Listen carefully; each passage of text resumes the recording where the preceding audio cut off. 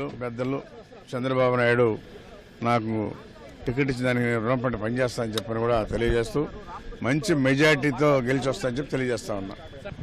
చిన్న పాప ఉంది, టైం ఉంది కాబట్టి మళ్ళా చిన్న పాప ఉంది ఇబ్బంది కాబట్టి అందుకని మళ్ళీ నాకే మార్చి ఇవ్వడం జరిగింది.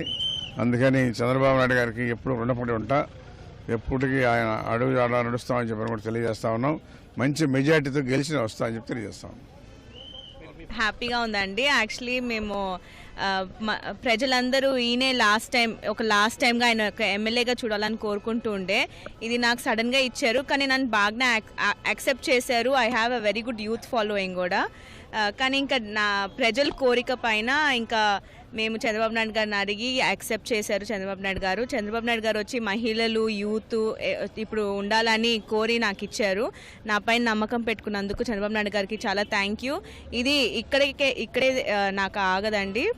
ఇంకా మా నాన్నగారు ఎమ్మెల్యే అయినా కూడా నేను ఆల్రెడీ దీంట్లోకి దిగేశాను కాబట్టి ఇంకా డెవలప్మెంట్స్ నేను ప్రజలకి ఏమేమి చేయాలని ప్రామిస్ చేశానో అవన్నీ ఖచ్చితంగా చేసి తీరుతాము.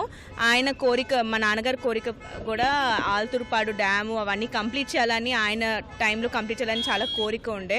సో ఇప్పుడు ఎలాగోట అవకాశం వచ్చింది. సో నాకు చాలా హ్యాపీగా ఉంది.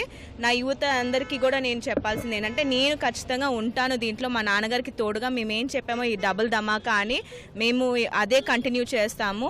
నాన్నగారు ఆల్తూరుపాడు డ్యామ్ ఇవన్నీ చూసుకుంటుండే కూడా నేను నా యువత స్కిల్ డెవలప్మెంట్ మిగతా కార్యక్రమాల్లో నేను పాల్గొండి చాలా ఉత్సాహంగా అన్నీ చేస్తాను. ఇప్పుడుండే ఇప్పుడుండే టైంకి ఏమేమి డెవలప్మెంట్స్ అవసరమో అవన్నీ చూసుకుంటాను. ఖచ్చితంగా నేను కూడా చాలా ఇన్వాల్వ్డ్గా ఉంటానని ప్రామిస్ చేస్తాను.